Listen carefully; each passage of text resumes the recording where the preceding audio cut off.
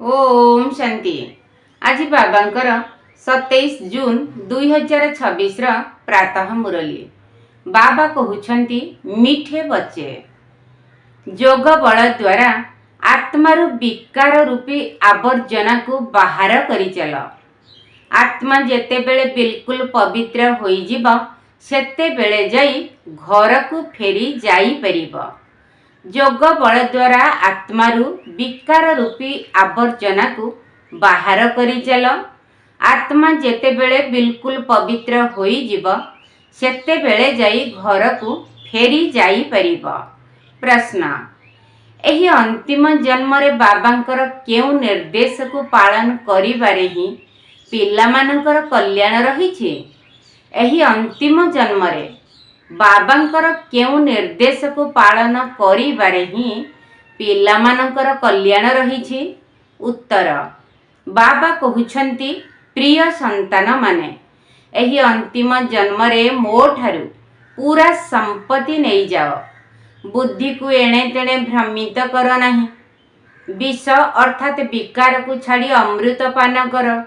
एही अंतिम जन्म रे ही तुमको 63 जन्मर अभ्यास को समाप्त करिबाकु हेबो। सेथिपाई दिन राति परिश्रम करी देही अभिमानी हुओ। ओम शांति। शांतिधाम विश्रामपुरी अटे। एही दुनिया रे समस्ते थकी जाइछंती, चाहुछंती जे आमे निजर सुख धाम को जीवु। एही दुनिया भल लागु नाही। स्वर्ग को देखिले नरकरे मन किपरि लागिबो। कहउछंती बाबा शीघ्र शीघ्र एही दुख धामरु नहीं चल। बाबा मध्य बुझाउछंती एहा तो छी छी दुनिया अटे। एहार नाम ही आसुरी दुनिया नरक। एहा कौन भल अक्षर कि? केउठी दैवी दुनिया आउ केउठी आसुरी दुनिया। एही आसुरी दुनिया रे समस्ते विरक्त होई गलेनी, किंतु केही हेले फेरी जाई परिबे नहीं। तम प्रधानतार अपमिश्रण होई जाइछि। सेही खाद किपरि आत्मारु बाहरिबो सेथिपाई पुरुषार्थ करूछंती। जेउ माने भल पुरुषार्थी अटंती सेमानक अवस्था शेष बेलकु भल होई जीवो। एही पुराणा दुनिया समाप्त होई जीवो। एबे तो आउ अल्प दिन बाकी अछि। जे पर्यंत बाबा आसी फेराई नहीं जाई नाहांती से पर्यंत केही शांतिधाम घर को फेरी जाई परिबे नहीं। दुनिया रे दुख रही ना। लौकिकी घरे मध्य किछि न किछि दुख थाए। तुम पिल्ला मानकर मन भितरे अछि जे बाबा एबे आमको दुखर मुक्त करिबा पई आसीछंती। जेउ संतान मानकर भल निश्चय बुद्धि रहिछि सेमाने केबे भी बाबांकर स्मृति को भूलंती नहीं। बाबा को ही कुहा जाए समस्तंकर दुख हर्ता। तांको पिल्ला माने ही चिन्हिछंती। जदि समस्ते चिन्हि जिबे तेबे एते मनुष्य केउठी आसी बसिबे? एहा तो होई परिबो नहीं। सेथिपाई मध्य ड्रामा रे सेही भली नियम रहिछि। जेउ माने श्रीमत रे चालुछंती सेही माने ही उच्च पद पाई परिबे। ताहा तो ठीक ही कथा। दंड भोग करी मध्य शांतिधाम अथवा पवित्र दुनिया को जीवे, किंतु उच्च पद पाइबा पाई तो पुरुषार्थ करिबा को पड़िबो ना। द्वितीय रे पवित्र हेबा व्यतीत पवित्र दुनिया को केही जाई परिबे नहीं। एमाने जहा किछि कहउछंती जे अमुकंकर ज्योति ज्योति रे मिसी गला, घर को चली गला, एहा तो होई परिबो नहीं। जेउ माने प्रथमे सृष्टि को आसीछंती लक्ष्मी नारायण आदि से माने मध्य फेरी जाई परिबे नहीं। तेबे अन्य केही किपरि फेरी जाई परिबे? एमानकर मध्य एबे 84 जन्म शेष हेबाकु जाउछि। एबे फेरीबा पई तपस्या करूछंती। समस्ते एकमात्र बाबा को ही डाकुछंती ओ गॉड फादर, हे मुक्तिदाता, हे ईश्वर पिता, दुखहर्ता, सुखकर्ता। श्री कृष्ण आदि आउ काहा को डाकी नाहंती। ख्रिस्टियान हुअंतु बा मुसलमान हुअंतु समस्ते हे ईश्वर पिता कही डाकुछंती। आत्मा डाकुछि निजर पितांकु। पिता सेते बेले कही थांती जेते बेले भाबी थांती मु आत्मा अटे। आत्मा मध्य किछि जिनिस तो रही ना। आत्मा कौनसी बड़ जिनिस नुहे, सीए तो तारा सदृश एवं अति सूक्ष्म अटे। बाबा जेपरी अटंती आत्मार स्वरूप मध्य सेहीपरी अटे। एबे तुमे बाबांकर महिमा करुछ। सीए सत्य चैतन्य अटंती, ज्ञानर सागर, आनंदर सागर अटंती। तुमर आत्मा मध्य तांक समान हेउछि। तुम बुद्धि रे एबे सारा सृष्टिर आदि मध्य अंतर ज्ञान आसी जाइछि। अन्य कौनसी मनुष्यंक पाखरे एही ज्ञान नाही। सारा भारत सारा विदेश खोजिनिय काहाकू भी जणा नाही। आत्मा 84 जन्मर अभिनय करुछि। 84 लक्ष जन्म तो असंभव। 84 लक्ष जन्मर तो केही वर्णना करि परिबे नाही। बाबा कहउछंती तुमे निजर जन्म को जानी ना, मु शुणाउछि। सेमाने सबु किछि शुणुथिले मध्य पत्थर बुद्धि हेबा कारणरु किछि बुझी पारु नाहंती जे 84 लक्ष जन्म होइथिले किए किपरि शुणाई परिथांता। एबे तुमे जानिछ जे आमे ब्राह्मण अटु। आमे 84 जन्म नेई सरिछु। एही ब्रह्मा मध्य 84 जन्म नेइछंती। विष्णु मध्य 84 जन्म नेइछंती। ब्रह्मार विष्णु, विष्णुरु ब्रह्मा, लक्ष्मी नारायण ही 84 जन्म नहीं ब्रह्मा सरस्वती होइथांती। एहा मध्य बुझिबार कथा ना। बाबा कहउछंती प्रति 5000 वर्ष परे मु आसुछि। मु आसी तुम मानकु बुझाउछि। एहा 5000 वर्षर चक्र अटे। एबे तुमे माने वर्णर रहस्य मध्य बुझी जाइछ। हम सोर अर्थ मध्य बुझी सारिछ। मु आत्मा पुणी देवता हेउछि। पुणी आमे ही क्षत्रिय, वैश्य, शूद्र हेउछु। एते एते जन्म नेउछु। पुणी आमे ही ब्राह्मण हेउछु। ब्राह्मण मानकर एहा गोटिए जन्म अटे। एही जन्म ही तुमर हीरा तुल्य जन्म अटे। बाबा कहउछंती एहा तुमर उत्तम शरीर अटे। एहा द्वारा तुमे स्वर्गर संपत्ति प्राप्त करि परिबो। सेथिपाई एबे अन्य कौनसी आड़कू बुद्धि भ्रमित कर नाही। ज्ञान अमृत पान कर। तुमे मध्य बुझी पारुछ जे आमे निश्चित भावरे 84 जन्म नेउछु। तुमे माने प्रथमे सत्य जुगरे सत्व प्रधान थिल, पुणी सत्व गुणी हेल, तापरे रूपार मिश्रण मिशिला। एकदम पूरा हिसाब बाहर करा जाउछि। एबे सरकार मध्य कहूछि जे सुनारे खाद मिसाओ। 14 क्यारेट सुना पिंध। सुनारे खाद मिसाइबा एहाको भारतवासी माने अशुभ भावी थांती। बाहागर समय एकदम खांटी सुनार गहना पिंधाई थांती। सुना प्रति मध्य भारतवासींकर बहुत आकर्षण रही। काहींकि भारतर कथा न कहिबा भल। सत्य जुगरे तो सुनार महल थिला, सुनार इटा थिला। जेपरी एठारे इटा गुड़िक गदा होई रही थाए, सेहीपरी सेठारे सुना रूपा गदा होई रही थाए। जेपरी कुहुक खेल देखाई थांती ना, सेथिरे सुनार इटा को देखि भाबंती नेई जीबी, किंतु तळकु खसिबा परे बा कुहुक समाप्त हेला परे देखि थांती किछि हेले नाही।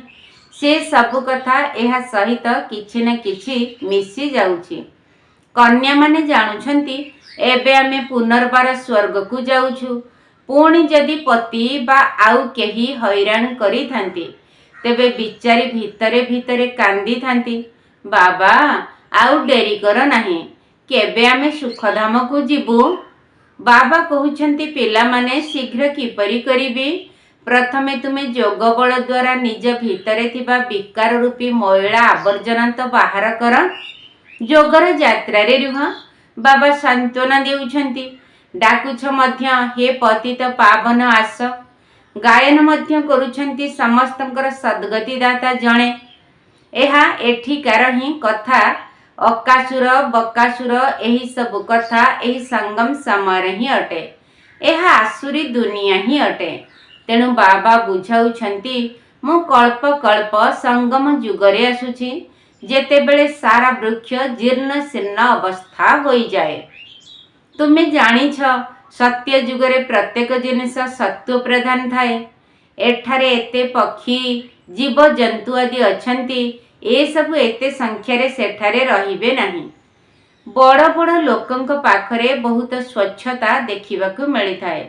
सेमानकर रहिबार स्थान एवं आसबाब पत्र इत्यादि बहुत सुंदर होइथाए। तुमे माने मध्य केते श्रेष्ठ देवी देवता हेउछ। सेठारे एभली कौनसी निकृष्ट वस्तु रही परिबो नहीं। एठारे तो मशा माछी इत्यादि अनेक प्रकारर रोग जीवाणु केते सब आवर्जना रही। ग्राम मानकर एतेटा आवर्जना न थाए। बड़ बड़ सहर रे बहुत अलिया आवर्जना थाए। काहेकि ना बहुत मनुष्य होई गलेनी, रहिबा पई जागा नहीं।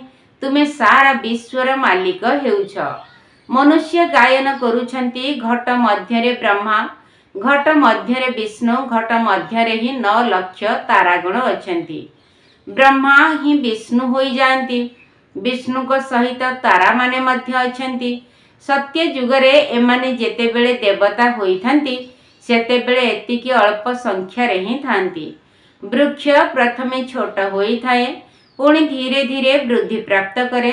सत्य जुगरे तो बहुत अल्प रहिबे। मधुर पानी थिबा नदी मानक कूलरे रहुथिबे।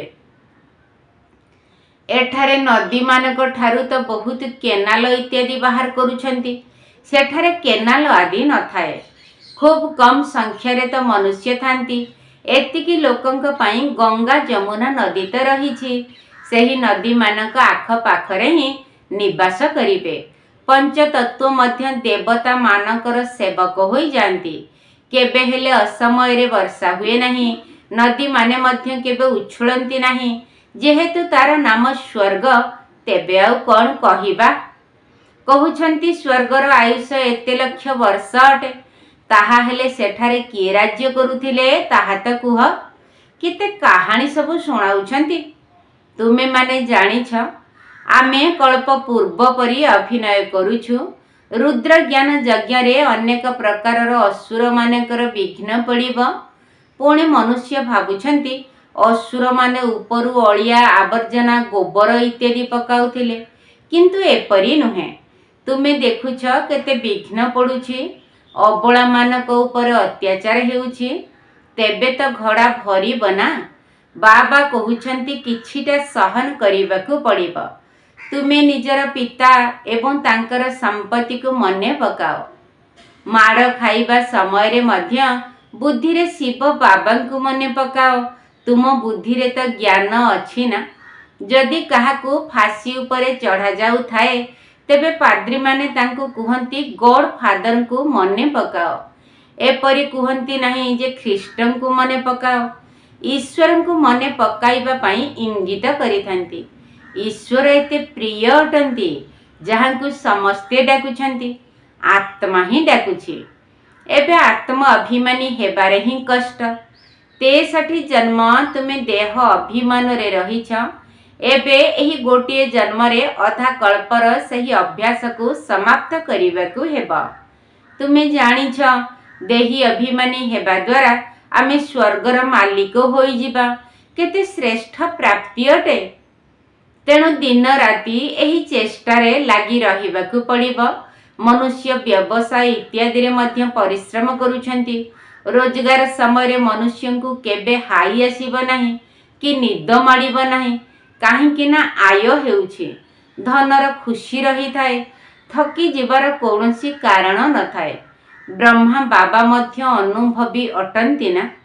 जदि राति रे मध्य स्टीमर आसुथिला, तेबे राति अनिद्रा होई जिनिस पत्र बिकुथिले। जे पर्यंत ग्राहकर पकेट खाली न होइछि, से पर्यंत तांकु छाड़ू नथिले। शिव बाबा मध्य पूरा अनुभवी रथ नेइछंती। ब्रह्मा बाबा सबु किछि अनुभव करिछंती। गाउली पिला मध्य थिले। 10 अणा पैसा रे महणे अर्थात 40 सेर ओजन शस्य चाउल गहम बाजरा इत्यादि बिक्री करुथिले। एबे देख विश्वर मालिक हेबाकू जाउछंती। एकदम निपट मफसली थिले। पुणी जेते बेले ऊपर को उठी गले, एकदम हीरा नीला व्यवसाय रे लागी गले। बस केवल हीरा नीलार ही कथा। एही ईश्वरीय ज्ञान हेउछि प्रकृत हीरा नीला। एहा हेउछि प्रकृत राजकीय व्यवसाय। ब्रह्मा बाबा बहुत अनुभवी अटंती। बाबा भाईसराय मानक घर को एपरी जाउथिले जेपरी निजर घर।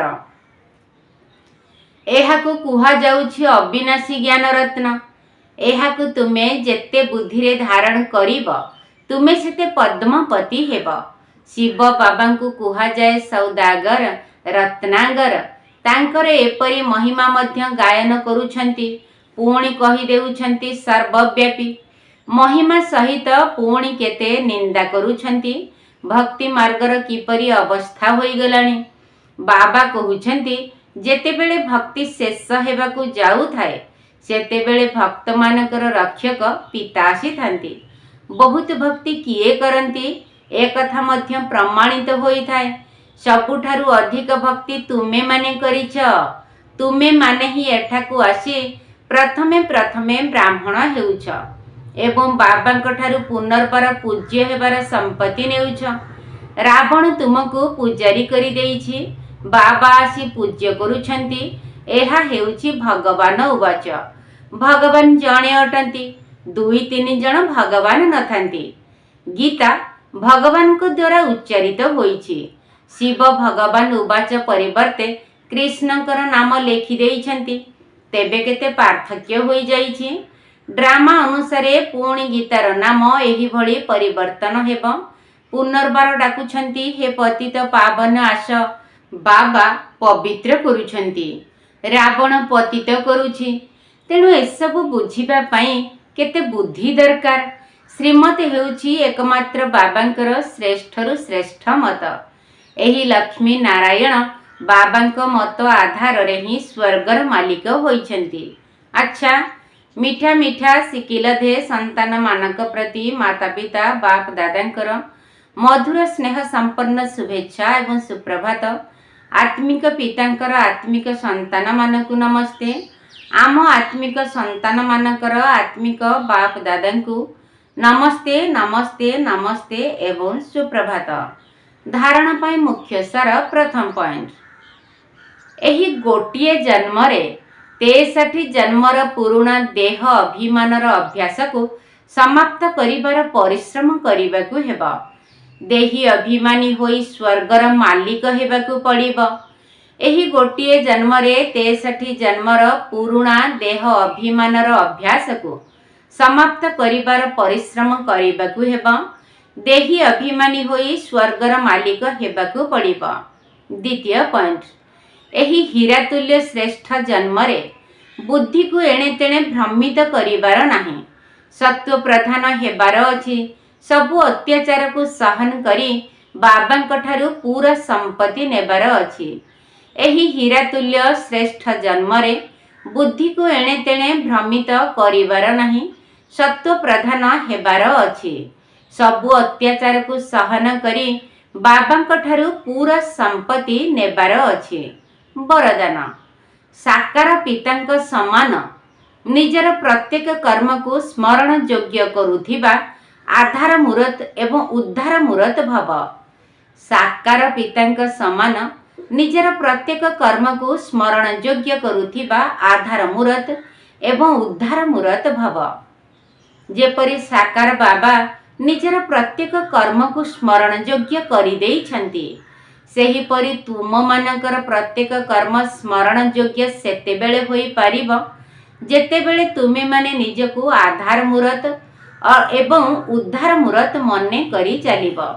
जे माने निजको विश्व परिवर्तनर आधार मूरत मने करंती सेमानकर प्रत्येक कर्म महान होई थाए एवं दृष्टि वृत्ति रे जेतेबेले समस्तक प्रति कल्याणर भावना रही थाए सेतेबेले निजर प्रत्येक कर्म श्रेष्ठ होई थाए। एही भली श्रेष्ठ कर्म ही स्मरण योग्य अर्थात स्मारकी होई थाए। स्लोगन। सत्यतार शक्ति को धारण करिबा पाई सहनशील हुआ। सत्यतार शक्ति को धारण करिबा पाई सहनशील हुआ। अव्यक्त इशारा। सर्वदा हर्षित रहिबा पाई निजर स्वभाव को सरल कर एवं सहनशील हुआ। एही सहज जोगी जीवन रे जदि कौनसी कथारे मुश्किल रो अनुभव हेउछि तेबे सहज राज्य किपरि करिब। एठिकार संस्कार को ही सेठाकू नेई करी जीव। देख तुम मानकर स्मारकी रूप रे देवता मानकर जेउ चित्र तैयारी करूछंती तांकर चेहरा रे सरलता निश्चित देखाई थांती।